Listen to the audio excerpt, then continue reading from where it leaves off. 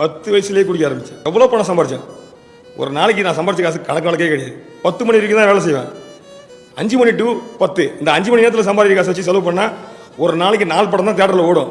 அந்த 4 படத்தையும் நான் தேட்டரில் பார்ப்பேன், குடிச்சிக்கிட்டே பார்ப்பேன். என்ன நாளைக்கு வேணும்லாம் எடுத்து வைக்க மாட்டேன். நாளைக்கு வேணும்னா சம்பாரிச்சு வேண்டியதான். நம்மகிட்ட தான் தொழிலுக்கு ஸ்பீடு, நம்மளாட்சிக்கு ஸ்பீடெலாம் கிடையாது. அந்த 5 மணி நேரத்தில் சம்பாதிக்க காசை இன்றைக்கி பணக்கு பார்த்தா கோடிக்கணக்கில் இருக்குது அந்த வருமானம். 40 இடத்துல பொண்ணு பார்த்தேன் பாண்டிச்சேரியில். அப்படி என்னன்னு கேட்டால் மீன் வெட்டுருவான்.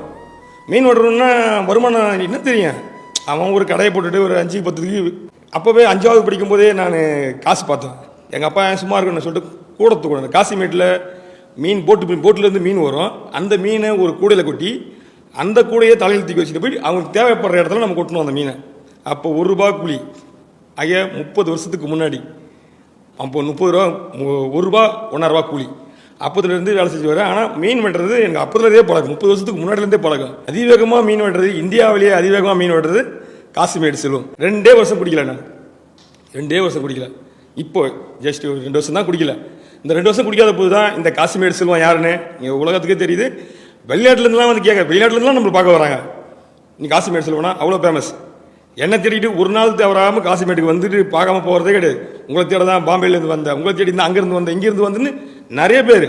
இன்றைக்கி சண்டே வேணால் சுத்தமாக சொல்ல தேவையில்ல. அவங்களுக்கு ஃபோட்டோ கொடுத்துக்கே எனக்கு டைம் கரெக்டாக இருக்குது வேலையை முடிச்சுட்டு வரதுக்கு. ஏன்னா அந்த மாதிரி வேலை செய்கிற ஆள் ரொம்ப ஸ்பீடாக வச்சுனா ஏன் அந்த 5 மணி டு 10 மணி வேலை செய்கிறேன்னு சொன்னீங்கன்னா, நான் செய்கிற வேலையை அந்த 5 மணி நேரத்தில் டயர்ட் ஆகிடும். ஆமாம், மிஷினுக்கு நிறைய பேர் கேட்பாங்க, இந்த வீடியோவை ஓட்டி போடுறீங்களான்னு கேட்பாங்க. ஓட்டி போடுறதுலாம் கிடையாது. வீடியோவை எடுத்து லைவாக போடுறாங்க. நம்ம எடிட்டிங் பண்ணுறதே பாதி பேர் எடிட்டிங் பண்ண மாட்டாங்க.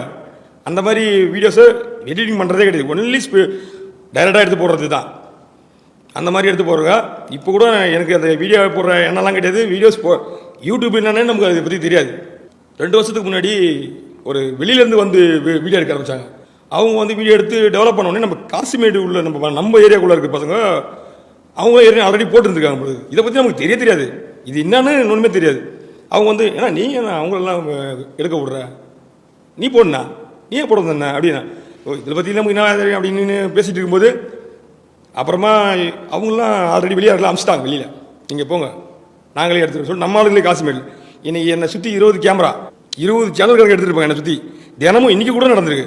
இன்றைக்கி ஒரு வீடியோ எடுத்து வச்சுருக்கேன். 20 இந்த கேமரா ஃபுல்லாக என்ன பார்க்குது.